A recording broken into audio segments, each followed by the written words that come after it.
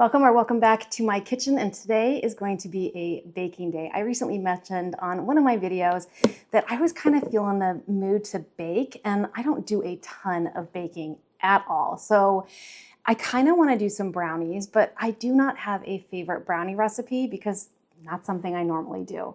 So I've put together 3 different recipes, 2 of which are on the healthier side, and they're totally going to be an experiment. And then one is a little bit more traditional, and we're gonna do a comparison and see how each of them turn out. The first thing I'm gonna need to do is to make some brown sugar because my container is pretty much empty, and I need at least a cup of brown sugar for the 3 different recipes that we're gonna be trying today. And that is really easy to do. I'm just gonna use a fork to get everything mixed together, but I'm just gonna take 1 cup of sugar. You can make as much or as little as you like, but I know that I need 1 cup of brown sugar to get through these 3 recipes. So 1 cup of sugar in my brown sugar container, and this is just normal granulated sugar. And then molasses. So how much molasses you add is going to be based on whether or not you want light or dark brown sugar. So go slow, mix it in. You can always add more. And if you do pour too much, you can just add in a little bit more white sugar. Let's see how that does. That was maybe a tablespoon.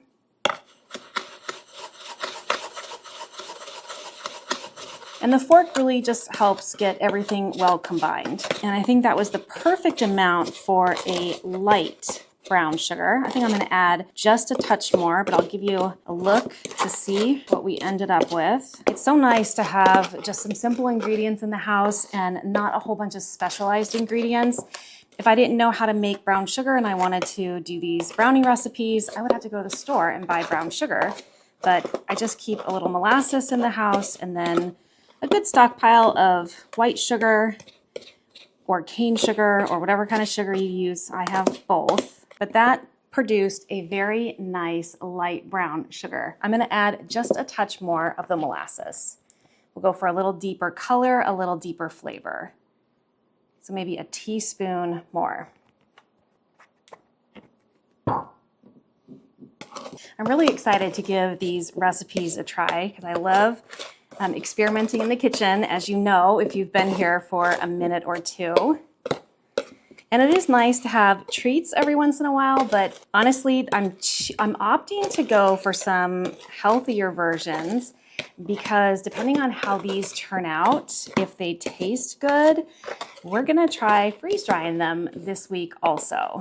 And this looks perfect, so that's what we're gonna use. So I've got all my ingredients lined up here behind me on the counter, which is just gonna make it really easy to whip through these. The first thing I'm gonna do is turn my oven on to 325 degrees to get that preheated, because we are gonna cook all of them in the oven at the same time, which is really a time saver. I'm just gonna rotate the pans about halfway through cooking, front and back, just to make sure that they have a better chance of even cooking. So we're gonna do 1/2 cup of the unsweetened applesauce. When I did my freeze-dried applesauce squares, which came out fantastic, I left just a few of these applesauce jars, and now I'm so glad I did. All right, there's 1/2 cup. And then 1/4 cup of that brown sugar we just made. And some of these ingredients are going to be repeated, so we'll leave them handy.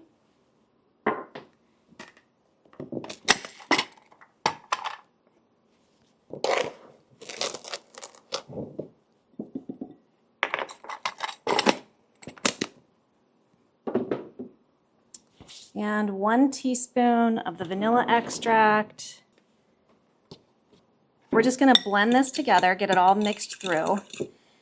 So the applesauce in here is taking the place of butter and oil. So a much healthier option and should be good for the freeze dryer as well, as long as this comes out tasting yummy. In this bowl, I'm gonna do freeze-dried egg powder. Now you can use eggs. it would be 2 eggs. So I'm going to do a 1/4 cup of freeze-dried egg powder, which I have right here. And actually, this is a clean 1/4 cup.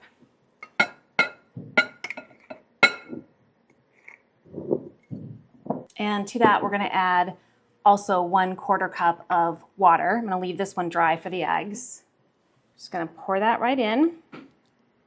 And then I'm going to add some dry milk powder in here too. Now I'm choosing to use ingredients, and I made the recipe based on ingredients that I keep on hand. If you want to use fresh milk, by all means. That's going to rehydrate in there while we add the milk powder. So I'm going to need a 1/4 cup of, I'm going to use non-fat dry milk, which I keep in my freezer because it really extends the life of it. Because I don't go through this very often, but I don't keep like wet milk in the house, only dry milk. I keep the non-fat, and then I also keep an A2 whole milk dry milk powder in the house. 1/4 cup, yes. And then we need some cocoa powder. And I source mine from Azure Standard. I buy it in bulk, so I have a lot of it on hand, and I just keep it stored in the Mylar bags. Actually, it comes in a waxy paper bag. I put it in a Mylar bag, and it stores beautifully for a long time. So we need 1/2 cup of this. That in here. And then we need about 1/2 cup of all-purpose flour. Need a 1/4 teaspoon of baking powder.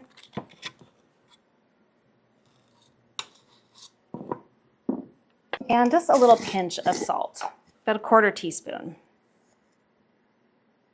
Now the wetness from the applesauce is also going to help hydrate a lot of the dry ingredients that are in this bowl, but we'll get them thoroughly mixed like this, and then we'll marry them together and we'll check the consistency. I might end up adding just a little bit more water. All right, let's marry these two together. It smells really, really good. Probably not the right whisk to be using with this. I did take out my Danish dough whisk also, and I think I'm going to switch over to that because this is pretty thick. All right, that is fully mixed.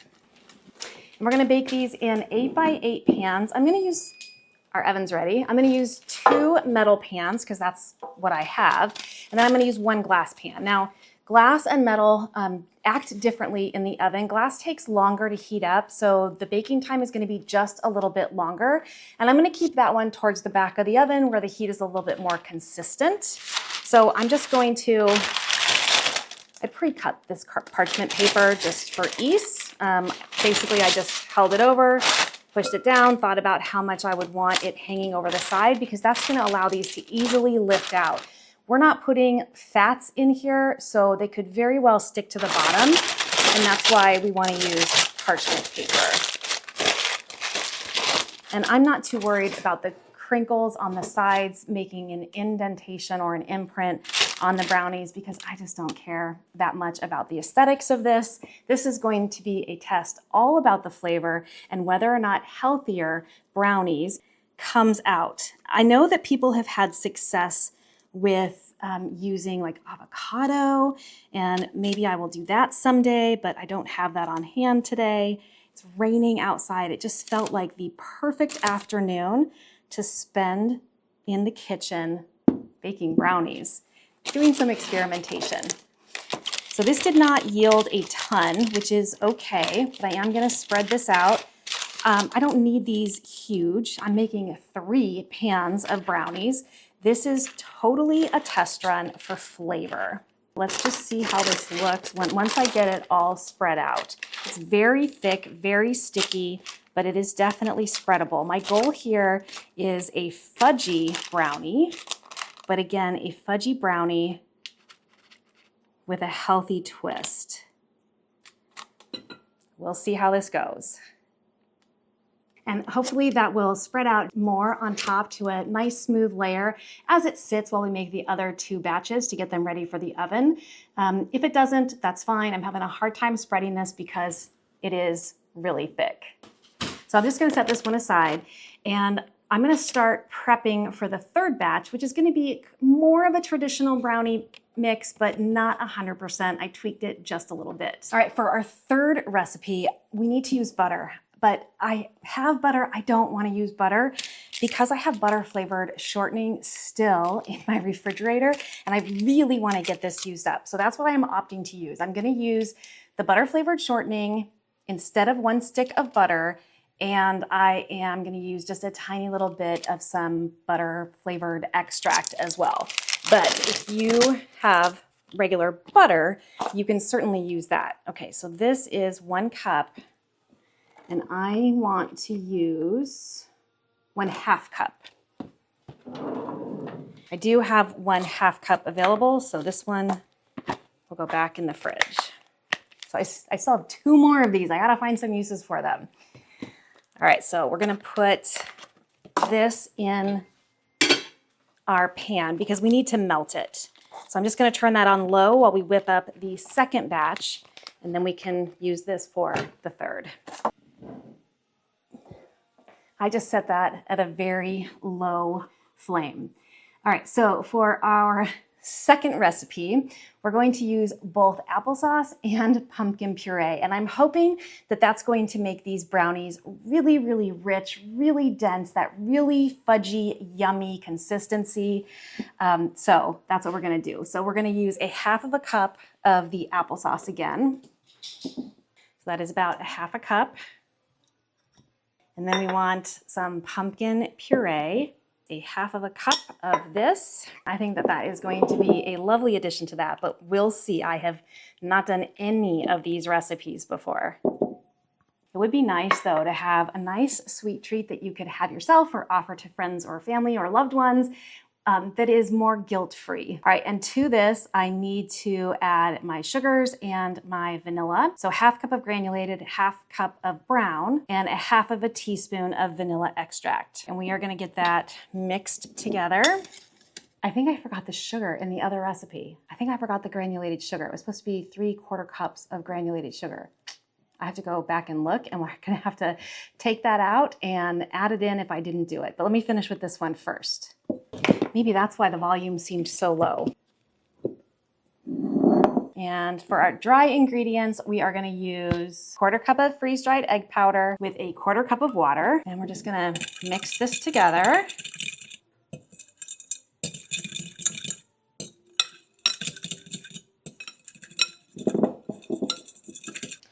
And then I'm gonna combine these 2 bowls together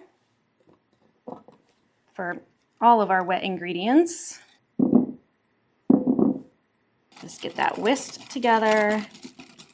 And now we can do our dry. So I've got the cocoa powder right here, and we want 1/2 cup of that. Got some big clumps in there. 1/2 cup of all-purpose flour, 1/4 cup of our dry milk powder, 1/4 teaspoon salt, 1/4 teaspoon of baking powder. This bowl had that applesauce wetness to it, so I'm just using a spatula to make sure we get everything out. We're gonna mix that together to combine. You know, I love cooking, but I am more of like a dinner person, lunch person, even breakfast person, where you're not having to worry about like all the precise measurements and steps. I do a lot just by eyeballing things and winging it based on, you know, what I think would taste good together, how much would taste good together. So baking is a field all on its own. Because if you want an end product that comes out well, things have to be measured. And I have some clumps in here of that cocoa powder. And this is unsweetened cocoa powder, by the way. Super good for you. Super good for heart health. And because we're not adding any like with the cocoa butter in here, which can really separate and makes freeze-drying chocolate challenging, I am thinking that these should freeze dry just fine as long as they taste good. Otherwise, there's no point. All right, this is ready to go into its pan. For this one, I'm gonna use glass because that's what I have. And again, lined with parchment paper so this doesn't stick.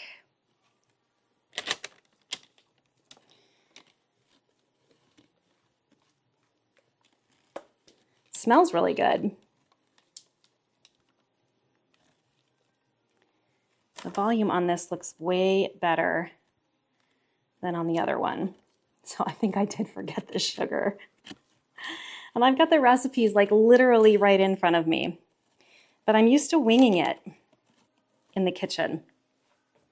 And I bet you that this one is going to spread and smooth a whole lot easier as well.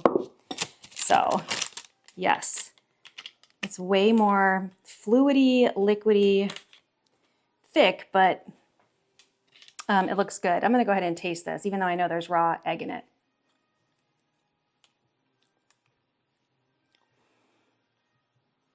That's really good. All right, we're gonna set this one aside and go back to the first one. I'm gonna add the sugar. Do you think I can just add the sugar? Or should I start over again? I'm gonna go ahead and just add the sugar. And if it doesn't come out, this is so easy. I'll just do it again following my recipe. So we're gonna try to get this back into the bowl and just add the sugar.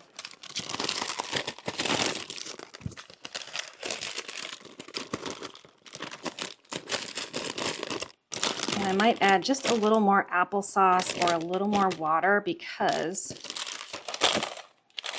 so we're not leaving a ton, but we are leaving some on there. So let me get that added in. 3/4 of a cup. So here's 1, 2, and 3. Now I think on the last recipe, the consistency was really good because the pumpkin puree has a lot of moisture in it. I don't think we had enough moisture in here to compensate for both the freeze-dried eggs as well as the freeze-dried milk powder. So I do have, this is a 1/2 cup measure, but I've got just over 1/4 cup of water in here.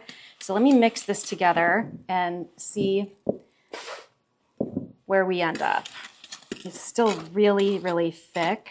I don't think I want to add a full 1/4 cup of water, but I'm not a baker, so I'm totally flying by the seat of my pants here. But it still just feels and looks really, really thick. Applesauce or water? I'm gonna do a tiny bit of water. That was maybe 1/8 cup. Again, if this doesn't come out, I will redo this recipe. I'm gonna leave this one to sit for just a minute so that those other ingredients can pull in that water. It looks a lot better than the first one. I think that looks pretty good. We'll see how it comes out. Let's see how it tastes.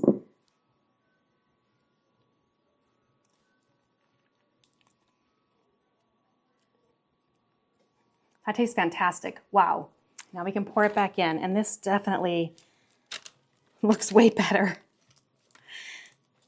I don't think I would add as much water. So I added, the first time I added a 1/4 cup of water, and then I added about 1/8. So I'd probably only do like a 1/4 cup and maybe a tablespoon or 2. Definitely spreads better. So we're gonna have a smooth top. And now we can get this one set aside and work on number 3. All right, we are reset. So for this one, I'm gonna pour in my melted butter flavored shortening. So it's yellow, looks like butter. And to that, I'm gonna add 2 sugars, the brown sugar and the granulated sugar. Get a 1/4 cup of the brown sugar, 3/4 cup of granulated sugar, and some vanilla extract. And we're gonna get that mixed together.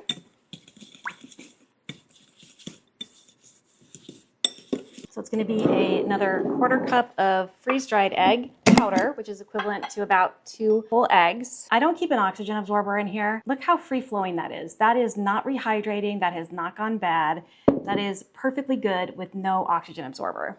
1/4 cup of water. We're gonna get that mixed together, and I'm gonna pour that in with the sugars as a wet ingredient. Because again, I didn't do this first. I need to rewrite my recipe card here so that this is the first step if you're using freeze-dried eggs. And I'm going to throw in that little bit of butter extract. Not good for you, but I have it on hand, and since we're not using real butter, I'm gonna do 1/4 teaspoon and get this all mixed together. Whew, it's stiff. There's a lot of sugar. It smells good. It smells buttery, and it smells like vanilla extract. And again, I should have used my Danish dough whisk at this step.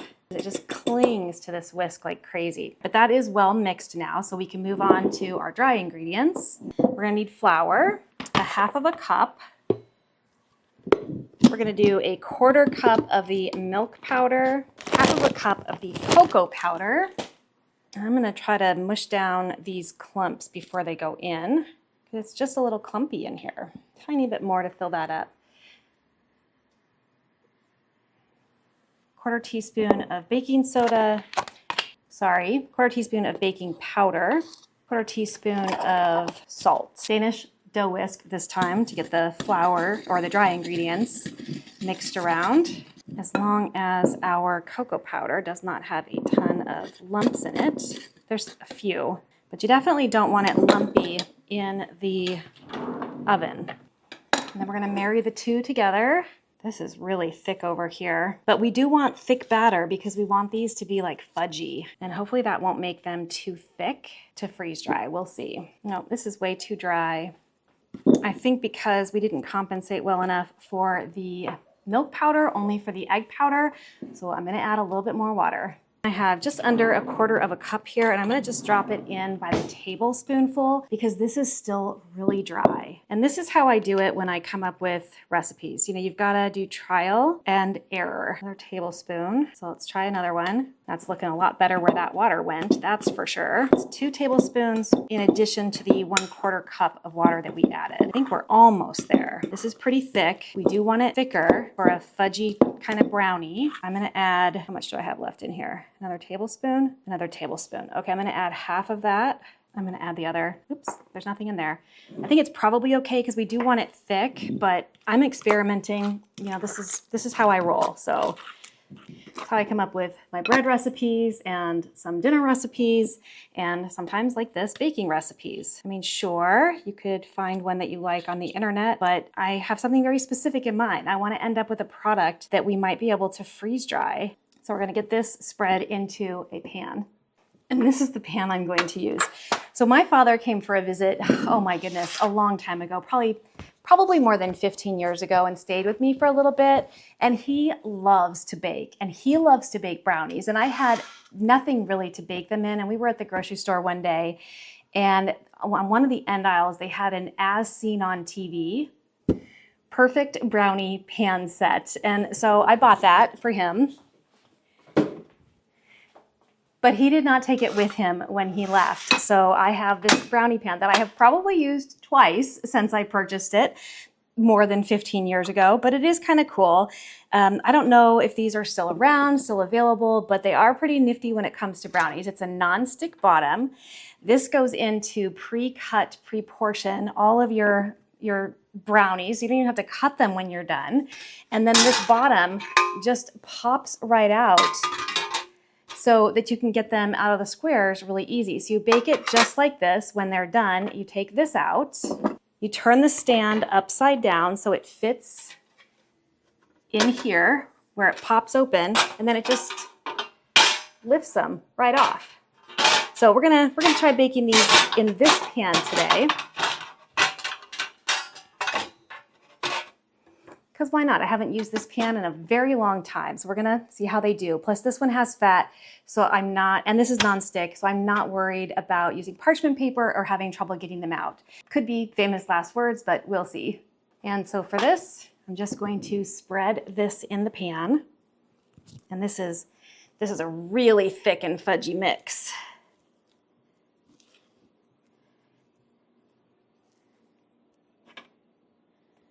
I think it's still, I don't know, because I don't usually do brownies. So to me, this seems extra thick. Like maybe I should add more water, but we're just gonna see how it turns out and then we'll know. Normally I do this kind of stuff, not on camera. And then, you know, as the things come together and work out consistently, then I will show them. But I thought it might be fun to just do it from the hip.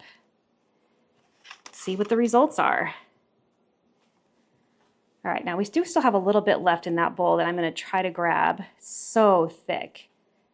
You tell me, is that normal for fudgy brownies? And if you are a brownie maker, What would you tweak with this recipe?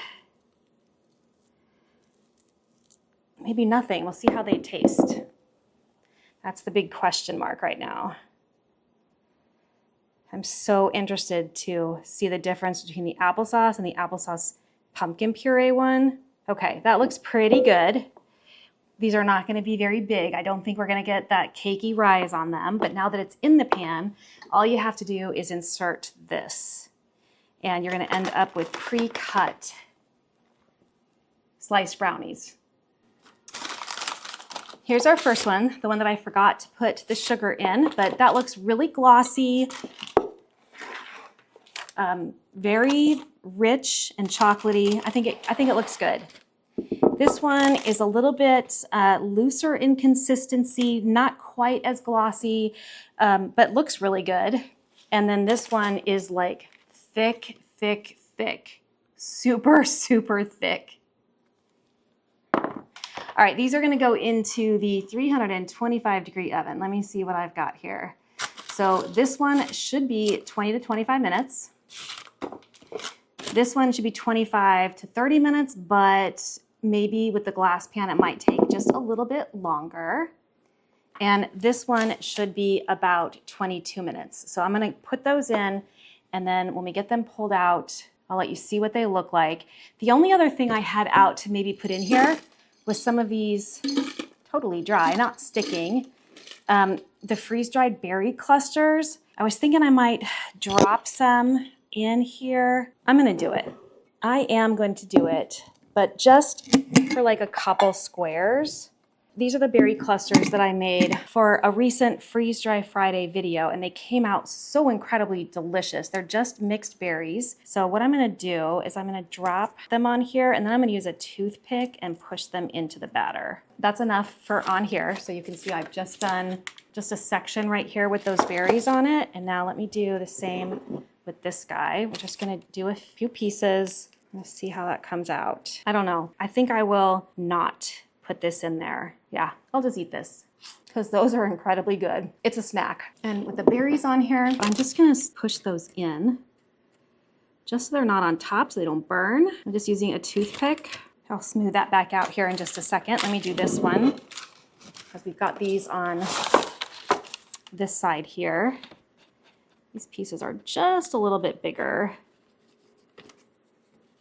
Okay, perfect. All right, that looks good. We'll see how that turns out. Let me get these into the oven for a total of 20 to 30-ish minutes. That timer is our halfway mark, so I'm gonna rotate the trays, and I'll show you what I mean by doing that because everything is in the oven kind of crowded together. I wanna make sure that everything is baking evenly. So let's rotate the trays.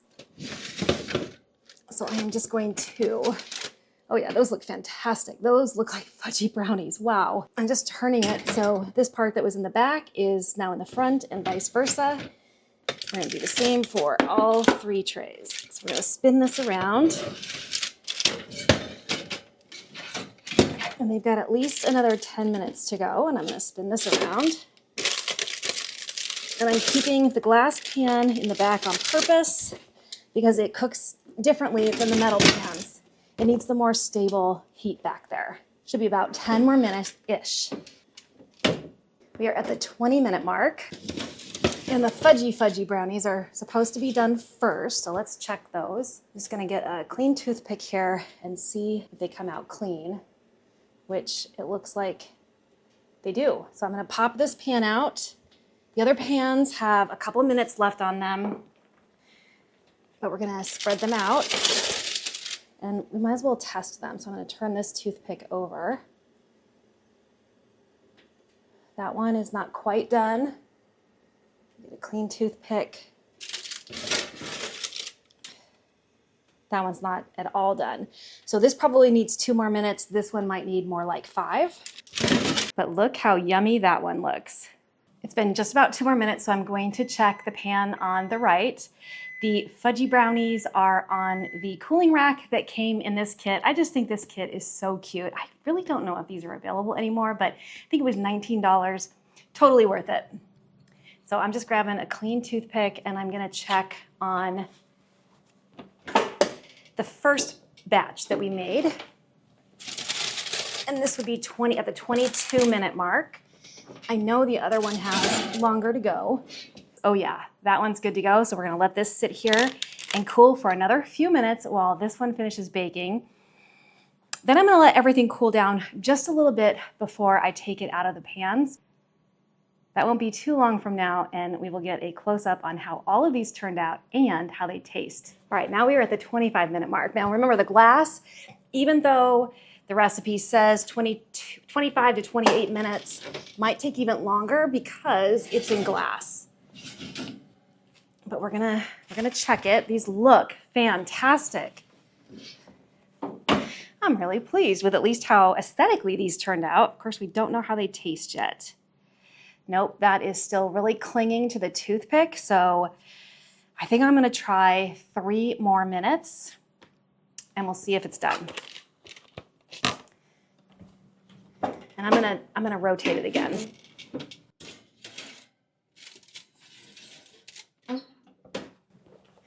My whole house smells incredible. And we're so close to being able to taste these. All 3 batches are ready. This glass one I did for the extra final 2 minutes plus 1 additional 60 seconds, so 1 additional minute. So, and then the toothpick came out pretty clean. It's been about 15 minutes since I pulled them out of the oven. They're all cool enough to be handled now. And we're gonna start with this one. Now, these look really dense and really fudgy, so it'll be interesting to see how these come out. And this is kind of fun. So again, all I have to do is turn this cooling tray upside down, place this on top, and then that will push it through. Voila. And now I can just snap the brownies out of here, in theory. Now remember, these are the full fat ones using the shortening instead of butter. It does look like the edges got pretty dry, so maybe overcooked. No, maybe not. They feel a little soft in the middle here. Let's see if we can get this separated. I really need to just peel this piece off the back. And it looks to be pretty laminated on there.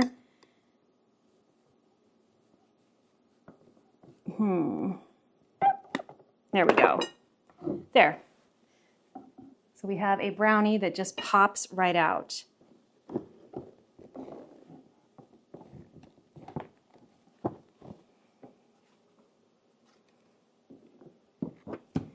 And now we can just plug these right out of here. Already pre-cut. And those are definitely dense. They're gonna be, I would imagine, super chewy.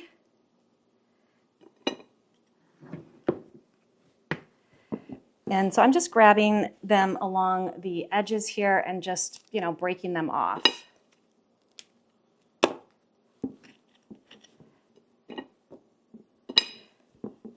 I don't really necessarily like how the bottoms came out on some of them, on the corner pieces. They're just almost like candied, really slick, but that's okay.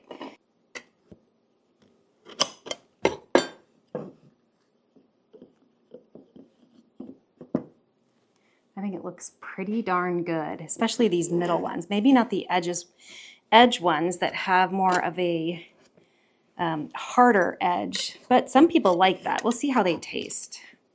A lovely plate of Fudgy brownies. And here is our brownies made with applesauce. And that parchment paper allows us to just lift it straight out of the pan. Pan is nice and clean.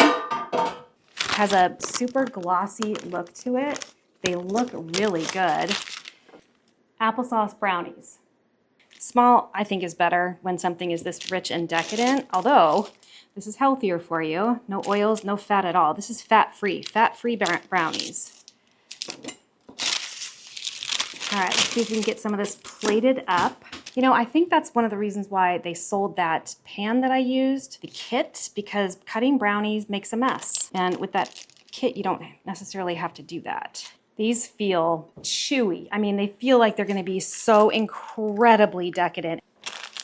And since my parchment paper is cut I'm going to flip it this way. These are still pretty warm. Maybe it would have been easier to cut them if they were fully cooled, but we got it done. Applesauce pumpkin puree brownie bites. Well, I'm actually really impressed at how these all came out. I mean, just from looking at them, the first batch, the applesauce batch, they're so incredibly glossy looking. They look incredibly decadent. The applesauce pumpkin puree batch looks almost as glossy, still just as decadent. And that's why I cut those in significantly smaller pieces. And then our more traditional brownies, but using a butter flavored shortening instead of actual butter, those look more like normal, typical, regular brownies, but they look absolutely delicious. I'm definitely gonna have to cut one of these in half because they're just so big.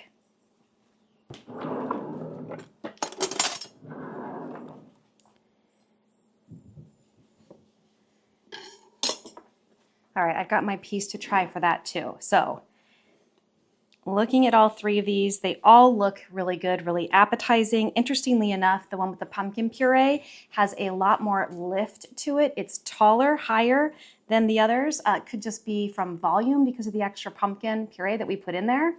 Now, this one is the applesauce. This one should be moist. It should have a lighter chew and some cakey edges, which it does. This one is definitely low fat.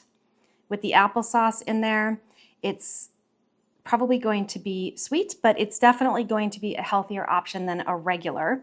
And if you can see, the one next to it is taller. So this is the one that has the pumpkin puree with the applesauce in there. Might have more of an earthy taste to it with the pumpkin in there. We'll see. But this is very, very health friendly. It does not have any fat whatsoever in here. So I am really excited to try that. And it's also a great way to use up pumpkin and get some extra nutrition, especially if you are, making brownies to feed your kids a treat. And then the more traditional one, this is going to be very dense. And with the shortening in here versus butter, that's going to be a little more shelf stable because the shortening doesn't have the same water content in it than butter does. So let's go ahead and give these each a try. All right, here is our applesauce.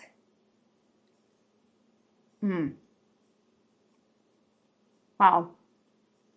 That was like biting into a cloud.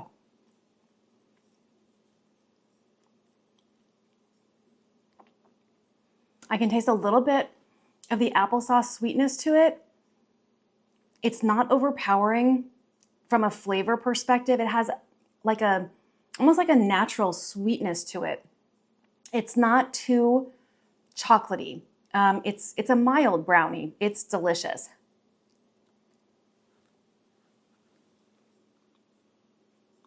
Has a good texture. Definitely chewy. And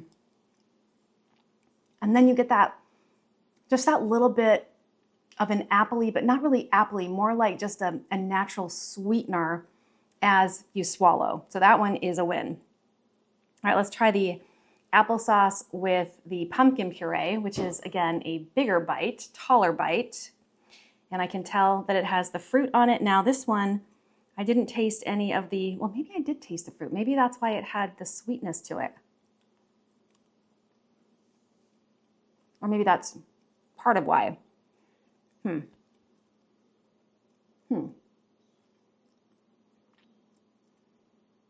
that is it. Because it's not necessarily apples that I'm tasting, but I'm tasting a fruity sweetness. So I bet that's from the berries I put in there. All right, let's try this one. I like this one. I'm not tasting pumpkin per se, but I can just tell that there's, sweetness in here besides sugar. It's really good. And it has a nice cake-like texture inside, but denser, more fudgy. It's excellent. Last one. That's a lot of chocolate for me. All right, let's try this one. I think it looks fantastic. Let's see how it tastes. Definitely more traditional brownie, but a very fudgy one. That is really good. The flavor on that brownie. I think the flavor on the brownie, if you're looking for like a fudgy brownie, which if you're making brownies, that's probably what you're doing. This is the win. But I think the other two are amazing and excellent, and they're healthier. They're better for you. If I hadn't had this, I wouldn't know what I was missing on this one or this one. Not at all, because these are fantastic. But this is definitely a traditional fudgy brownie. And it's absolutely delicious. I need some milk or something. These are really rich. So, in conclusion, they're all a win. They are all a win. It just depends on what you're looking for. And I was looking for something that I could potentially make that would freeze dry because it was low fat. So both of these achieved that. Now we're gonna have to see how they come out freeze dried. So if you're interested in that, stay tuned for next Freeze Dry Friday to see if we can successfully freeze dry these. Thank you so much for joining me another day in my kitchen while I experimented with 3 brand new brownie recipes. My name is Kelly, you're at A Better Choice Homestead, and I do hope you come back and visit again soon.